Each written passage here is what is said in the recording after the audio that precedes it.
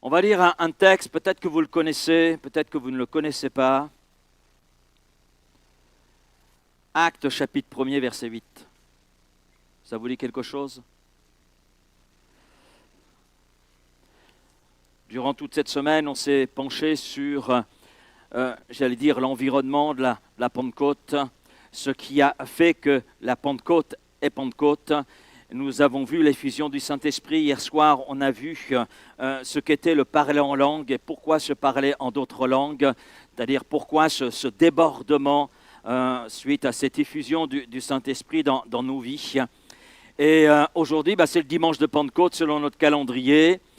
Mais attention, Pentecôte, ce n'est pas juste évoquer un moment dans notre histoire, un vieux souvenir, un moment spirituel qui appartient au passé. Non, c'est pas ça, Pentecôte. C'est pas un temps pour la nostalgie. C'est un temps pour aujourd'hui. La Pentecôte, c'est une porte d'entrée dans une vie surnaturelle active. C'est ça la Pentecôte. Ce qui veut dire que tous les jours peut être Pentecôte.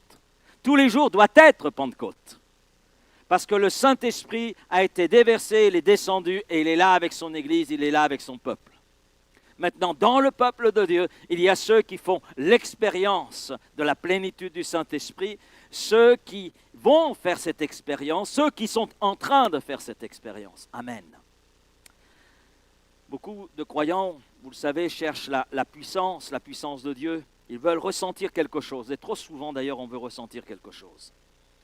Vivre des expériences fortes qui viennent à toucher nos émotions, des expériences spirituelles. Mais peu comprennent, une vérité qui, à mon sens, est essentielle pour ne pas dire primordiale. Dieu ne donne jamais sa puissance, ne donne jamais l'esprit sans mission. Dieu ne remplit jamais quelqu'un juste pour son plaisir personnel. Pour vous qui avez été baptisés du Saint-Esprit, vous n'avez pas été baptisés pour que ça vous fasse plaisir. Et je m'inclus dedans. Le Seigneur ne m'a pas rempli du Saint-Esprit pour me faire plaisir. Et je vous rassure, le Saint-Esprit ne nous remplit pas parce que nous sommes des gens exceptionnels. Nous sommes des pécheurs. Et nous bénéficions du salut par grâce qui nous est offert en Jésus-Christ.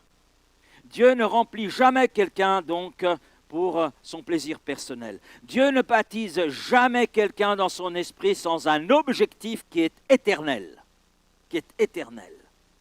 Et la question ce matin est à la fois très simple et puis profonde aussi. J'ai réfléchi sur ce sujet. Pourquoi Dieu me remplit-il du Saint-Esprit? Vous êtes posé la question? Regardez votre voisin et dites-lui, pourquoi Dieu t'a-t-il rempli du Saint-Esprit? Et pourquoi Dieu veut-il te remplir du Saint-Esprit? Oui. Et là, acte 1:8 a son importance. Mais vous recevrez une puissance, dit Luc. Vous recevrez une puissance. C'est Luc qui nous rapporte ces paroles qui ont été données par Jésus. C'est Jésus qui parle à ses disciples. Vous recevrez une puissance, le Saint-Esprit survenant sur vous, et vous serez mes témoins. Mes témoins. Regardons ce verset de près. Vous recevrez. C'est là une promesse de Jésus. Est-ce que Jésus est au rendez-vous de la réalisation de ses promesses? Vous ne semblez pas convaincu.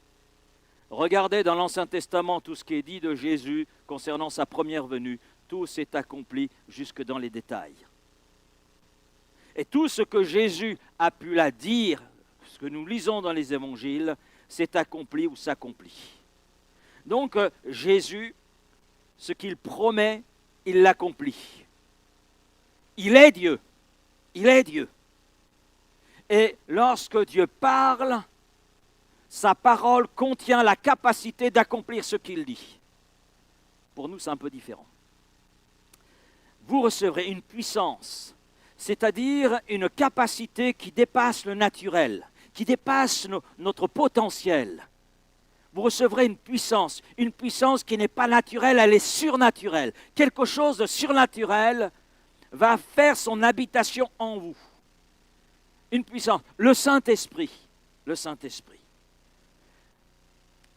Et là, il n'est pas question d'une simple visitation.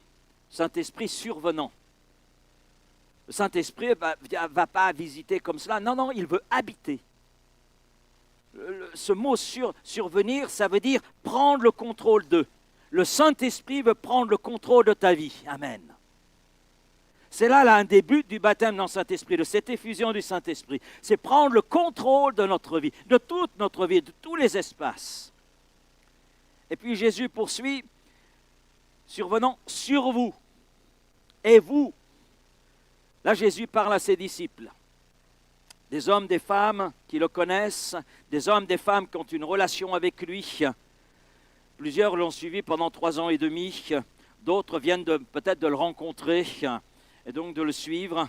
Ça veut dire que cette promesse que Jésus est en train de faire à ses disciples n'est pas simplement pour eux, là, rassemblés dans la chambre haute. C'est une promesse qui est faite pour tous les disciples. Si nous sommes disciples ce matin, eh bien, ça veut dire que la promesse est aussi pour nous. Un disciple, c'est celui qui reconnaît Jésus-Christ comme son Seigneur et Sauveur. Est-ce que tu reconnais Jésus-Christ comme ton Seigneur et Sauveur? Et c'est un disciple, c'est un converti à Jésus-Christ qui suit Christ, qui met en pratique la parole de Christ.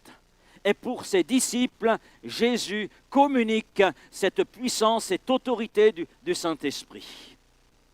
Donc ça veut dire que ce n'est pas simplement pour les disciples d'hier que Jésus parlait, c'est aussi pour les disciples d'aujourd'hui, de ce jour, 24 mai 2026. Et puis Jésus poursuit, et vous serez. Ça veut dire qu'il y a une transformation de notre identité. Amen.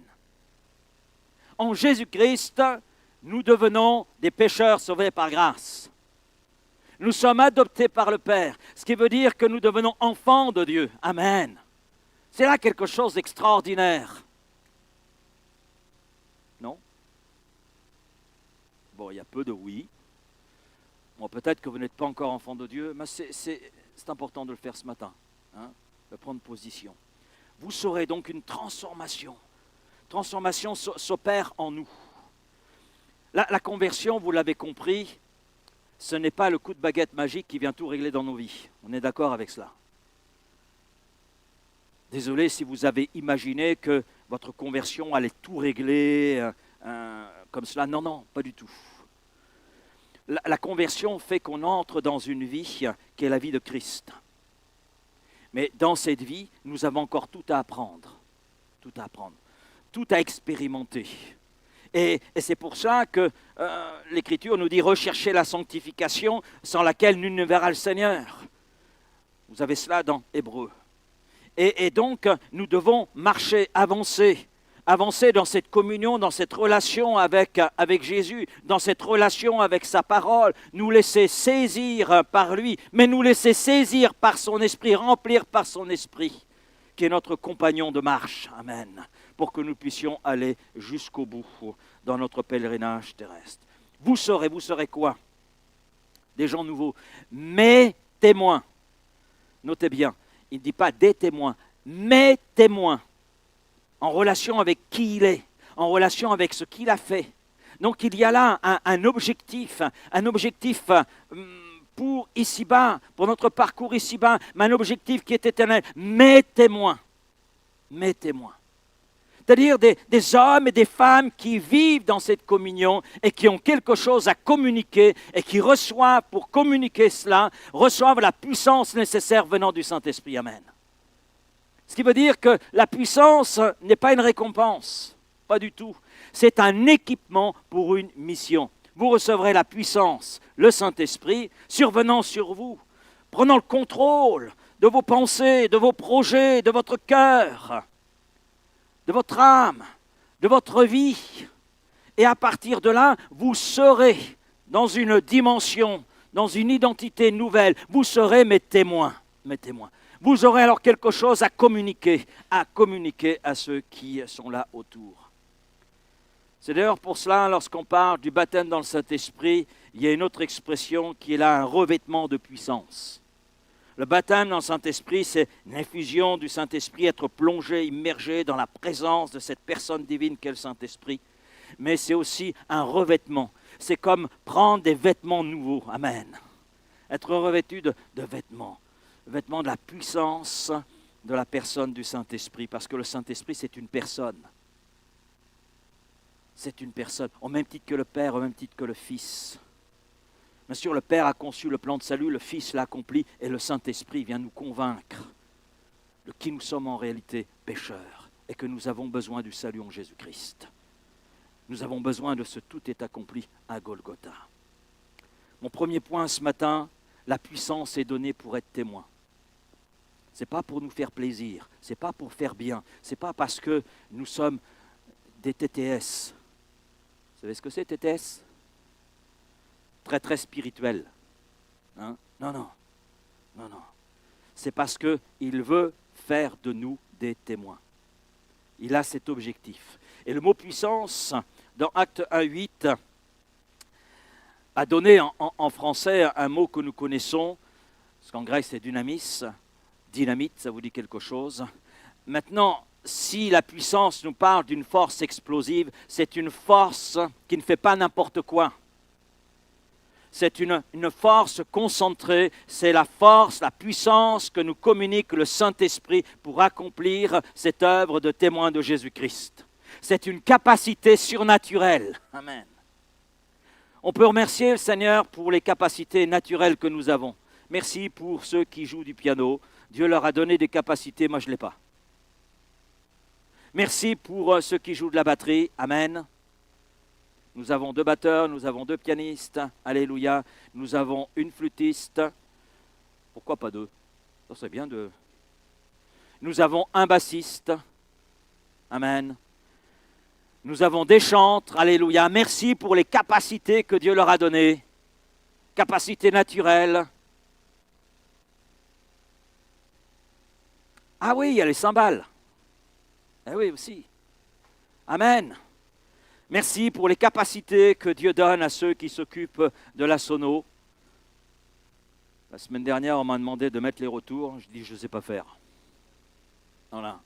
Donc, c'est déjà bien, je sais mettre le micro. Hein. Voilà. Mais merci Seigneur. Merci pour ceux qui sont à la vidéo. J'espère qu'il y aura quelqu'un cet après-midi parce que ça va être difficile, je ne me souviens pas comment on fait. Hein? Merci pour les capacités que Dieu nous donne. Amen. Je bénis Dieu pour cela. Mais il y a des situations qui nécessitent des capacités surnaturelles. Et ces capacités surnaturelles qui dépassent nos limites humaines, nous les recevons par et dans le Saint-Esprit. Amen. Mais attention, cette puissance n'est jamais donnée pour impressionner. Elle n'est jamais donnée pour créer une élite spirituelle. Je suis sauvé, baptisé du Saint-Esprit et j'exerce les dons spirituels. Certificat de haute spiritualité. Non. Si un jour vous voyez quelqu'un faire ça au milieu de nous, dites-lui, tu n'es qu'un pécheur sauvé par grâce. Souviens-toi de cela, tu n'es qu'un pécheur sauvé par grâce. Tout ce que tu as, tout ce que tu es, c'est pure grâce. Et remercie le Seigneur parce que la grâce de Dieu n'a pas été vaine dans ta vie. La puissance nous est donnée pour une seule chose, être témoin de Jésus-Christ. Mais qu'est-ce qu'un témoin? Dans la Bible, un témoin, ce n'est pas juste quelqu'un qui parle. Non, un témoin, c'est quelqu'un qui porte une preuve vivante. Nous sommes porteurs d'une preuve vivante. Un témoin n'est pas un théoricien, n'est pas un spectateur, ce n'est pas un critique spirituel. Laissons ça pour le cinéma. Non, le témoin, c'est quelqu'un qui dit « J'étais perdu, mais Jésus m'a trouvé. » Alors que j'étais dans la boue du péché et il m'a sorti de cette boue. J'étais brisé, mais Jésus m'a restauré. J'étais malade, mais Jésus m'a guéri. J'étais sous l'emprise de l'adversaire, mais Jésus m'a libéré de cette emprise. J'étais lié, mais dans le nom de Jésus, j'étais libéré. J'étais sans direction dans ma vie, mais Jésus m'a conduit. Et aujourd'hui, j'ai une direction. Je sais où je vais. J'ai la vie éternelle. Amen. C'est ça un témoin. Vous savez, le monde n'est pas impressionné par la religion. Mais le monde est touché par une vie transformée. Amen. Par un caractère qu'elle a changé. Par une histoire qu'elle a restaurée. Par une âme qu'elle a renouvelée. Voilà ce qui touche le monde. Et c'est ça un témoin. Il témoigne de ce qu'il vit en Jésus-Christ. Il ne témoigne pas de ce qu'il ne vit pas ou de ce qu'il voudrait vivre. Il témoigne de ce qu'il est en Jésus-Christ et pourquoi il est. Et sans puissance, témoigner produit la peur. Combien ont peur? Combien ont peur de parler de leur foi? D'autres gardent le silence. D'autres sont dans l'intimidation. Ou alors dans une forme de rejet. Ah non, non. À moi, parler de Jésus comme ça à n'importe qui, ah non. Mais peut-être que ce n'importe qui n'attend qu'une chose, c'est que tu lui parles. Toi aussi, tu étais n'importe qui. Mais quelqu'un est venu te parler de Jésus. Et avec la puissance du Saint-Esprit, la peur, elle tombe. L'audace, elle apparaît. Les portes s'ouvrent. Et souvent, Dieu nous étonne par cela. Les cœurs deviennent réceptifs. Tu peux connaître la Bible sans toucher une seule âme. Tu peux être fidèle à l'Église sans influencer une quelconque vie. Mais quand le Saint-Esprit agit en toi, alors tu as quelque chose à communiquer. Et tu peux le communiquer parce que tu as la puissance pour cela. Et cette puissance que nous communique le Saint-Esprit est capable d'ouvrir n'importe quelle porte, n'importe quelle fenêtre. Amen. Et puis s'il le faut, le Saint-Esprit est capable d'ouvrir le toit d'une maison. Afin qu'il y ait cette rencontre personnelle avec Jésus. Là, je fais référence à cet épisode dans les évangiles où nous voyons ces 4 hommes qui portent leur ami paralytique et qui vont jusqu'à avoir l'audace d'ouvrir un toit qui n'est pas le leur. Qui n'est pas le leur. J'ai imaginé le propriétaire de cette maison. Un tremblement, mon toit s'ouvre. Et le texte dit, quand Jésus vit leur foi, la foi de ces 4 hommes qui portent ce paralytique, qui portent leur ami. Quelle audace! Quelle audace! Quand le Saint-Esprit agit en toi, tu deviens un message vivant. Amen. Message concret. Mon deuxième point ce matin. Pierre, de la peur à l'audace. On connaît la vie de Pierre. Vous la connaissez, sa vie. On connaît sa vie. Parce que Pierre, vous savez, ce n'est pas simplement un personnage biblique. Je crois que quand on regarde bien ce personnage, on s'y retrouve. Devant moi, j'ai des pierres. Oui, c'est des pierres vivantes, ce que nous dit l'Écriture, mais je vois des pierres semblables à Pierre, à ce personnage. Et vous avez devant vous, donc, un homme qui s'appelle Laurent et qui ressemble à Pierre. Amen. Regarde ton voisin et dis-lui, tu es Pierre.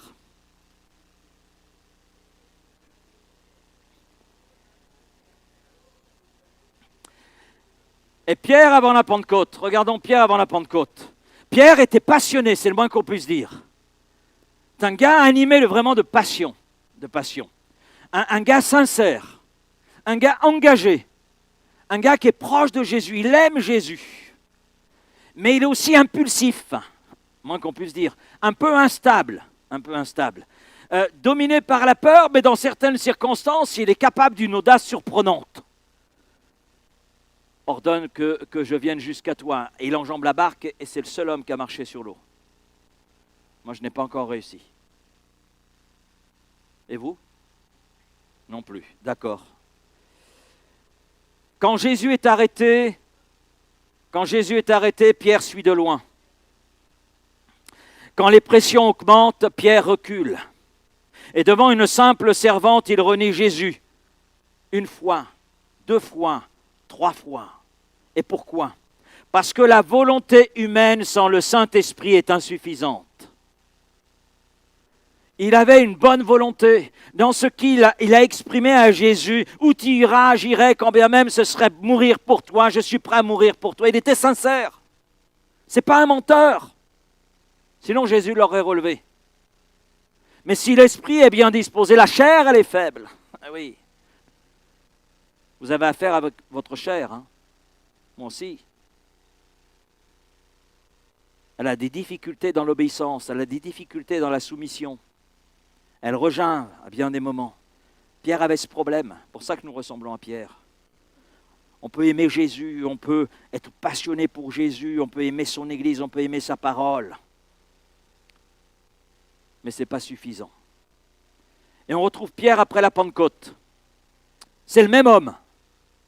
C'est le même homme, en apparence. Mais maintenant, on voit, il se lève. Devant une simple servante, il a pris peur. Et là, il se trouve devant une foule. Tout Jérusalem est là devant lui. Il se lève, il parle avec autorité, il proclame Jésus, il parle de Jésus. Et quand je regarde ce que Pierre a prononcé ce jour-là, waouh, c'est un sermon christologique centré sur la personne de Christ, sur l'œuvre de Christ. Tout est dit dans son sermon, tout.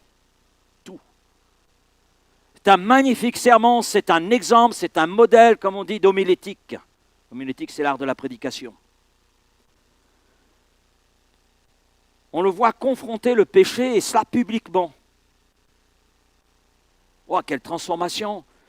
Le Pierre des évangiles, avant la Pentecôte, est un Pierre, oui, plein d'enthousiasme, tout ce que l'on veut, il y a de bonnes choses, mais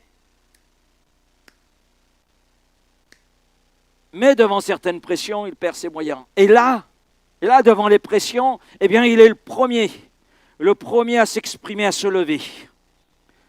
Ce n'est plus le même Pierre dans son être intérieur, ce n'est plus le même Pierre dans ses désirs, c'est plus le même Pierre dans ses conceptions de lui-même, de la vie. Et ce qu'a fait le Saint-Esprit en Pierre, eh bien, il a transformé la peur en courage. Amen. Et c'est ce que le Saint-Esprit veut faire dans ta vie. Transformer la peur en courage, transformer la honte en assurance. Parce que, rappelons-nous, si on a honte de Jésus, il aura honte de nous. Mais c'est sérieux. Il transforme le silence en proclamation, il transforme l'échec en témoignage. Vous savez, Dieu n'utilise jamais des personnes parfaites. Vous l'avez remarqué cela? Quand je vois tous les grands hommes, tous leurs assistants, tous ceux que Dieu a utilisés dans sa parole, je ne vois pas des personnes parfaites. Si je prends Moïse, l'homme le plus patient de la terre, c'est comme ça qu'il est qualifié. Quand je vois Abraham, l'homme qui se fait remarquer pour sa foi, je ne vois pas des hommes parfaits. Je vois des gens de la même nature que nous. Mais je vois des hommes qui ont été disponibles et qui se sont laissés transformer. Et c'est vrai que Dieu transforme des personnes disponibles. Amen. Si nous sommes disponibles devant lui, voilà Seigneur, voilà ce que je suis. Tu veux faire de moi un témoin? Eh bien Seigneur, empare-toi de ma vie. Vas-y, contrôle. Je vais être ce Pierre des actes. Je ne veux plus être ce Pierre des évangiles, je vais être ce Pierre des actes. Et peut-être que quelqu'un, ce matin, se dit, mais moi je suis timide. Dieu veut te sortir de ta timidité. Amen. Parce que le Saint-Esprit nous sort de notre timidité. Je n'ai pas les mots. T'inquiète pas, le Seigneur saura rappeler à ton cœur, si tu lis ta Bible, ce que tu as lu. J'ai peur du regard des autres. Et la crainte du regard de Christ, pas des autres. Puis écoute ceci, ce n'est pas ta capacité qui compte ou tes incapacités. Ce n'est pas ce qui compte. C'est la puissance de Dieu qui veut agir en toi et qui veut faire la différence en toi. L'impact, c'est mon troisième point. L'impact, 3000 âmes touchées. Waouh! Je ne suis pas encore arrivé à cela. Et vous? D'accord. Quand Pierre se lève, parle de Jésus, témoigne de Jésus, et quand on regarde, ce n'est pas un discours académique, ce n'est pas une démonstration intellectuelle, il parle simplement de Jésus. Mais il est accompagné par le Saint-Esprit. Et la Bible dit 3000 personnes sont ajoutées à l'Église. Acte 2, 37 et Acte 2, 41. Pourquoi un tel impact? Parce que ce n'était pas simplement une parole humaine, c'était une parole portée par le Saint-Esprit. Et c'est ce que fait le Saint-Esprit en nous lorsque nous témoignons. Il fait de nous un témoin, c'est-à-dire qu'il porte ce que nous sommes, le témoignage, afin que ça touche le cœur de celui qui est là devant nous. Et le principe spirituel ici est très simple. La parole humaine informe, nous instruit. Mais une parole portée par l'Esprit transforme. Sans l'Esprit, on chatouille les oreilles. Avec le Saint-Esprit, ça atteint le cœur. Et ça ne produit pas les mêmes résultats. Et ce que Dieu cherche, ce n'est pas simplement des prédicateurs, des chantres, non, des serviteurs qui soient visibles. Ce qu'il cherche, c'est des instruments disponibles pour les remplir. Leur donner toute la capacité nécessaire pour être ses témoins. Maintenant, je me suis imaginé. Ça vous arrive d'imaginer? J'ai imaginé une église remplie du Saint-Esprit. J'ai imaginé une église audacieuse, une église unie dans la prière et dans l'action, dans la passion, comme nous l'avons vu. Une église active, une église missionnaire. Une telle église ne peut pas rester silencieuse dans le monde, elle aura forcément un impact, et un impact certain. C'est ce que je vois du livre des Actes des Apôtres.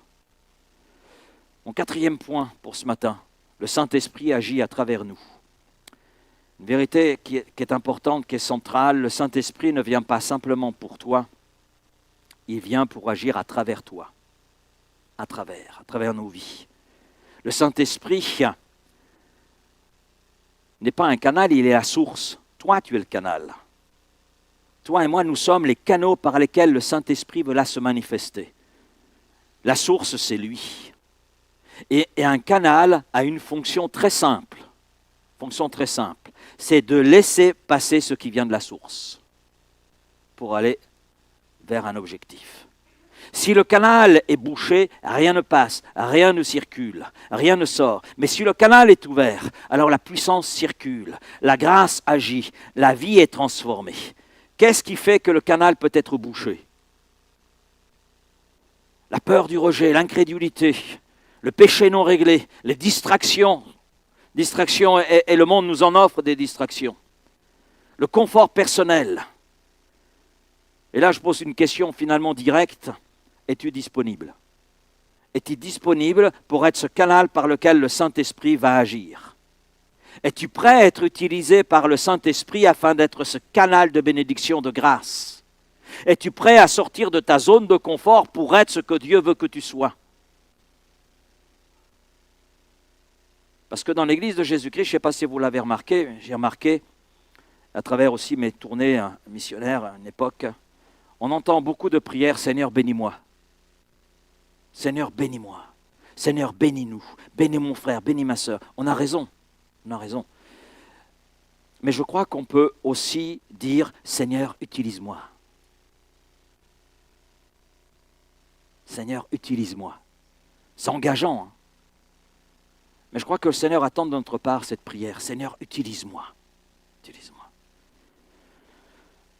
J'arrive à la conclusion de ce message. C'est point 5. Appel à l'action, parce que la Pentecôte, ce n'est pas du passé, c'est du présent. La Pentecôte, ce n'est pas un souvenir historique. C'est, j'allais dire, une activation spirituelle.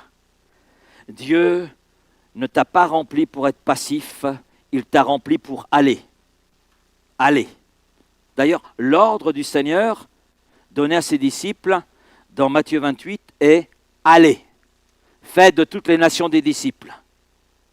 Et baptisez-les au nom du Père, du Fils et du Saint-Esprit, après leur avoir enseigné la parole. » Donc, allez, il t'a rempli pour parler, pas pour être muet, pour parler.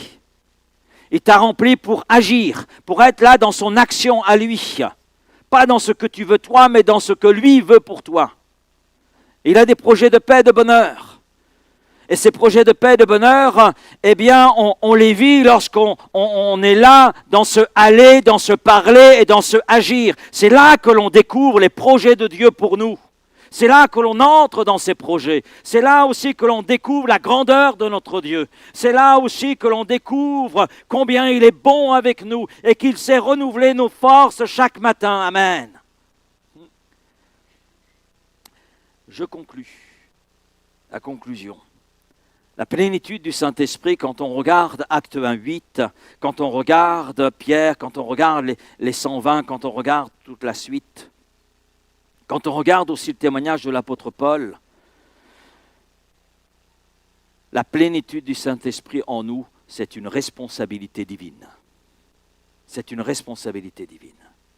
la puissance que nous communique le Saint-Esprit, la présence qui est la sienne en nous, fait de nous des êtres responsables, avec une responsabilité. Le Saint-Esprit en toi n'est pas simplement pour ton confort.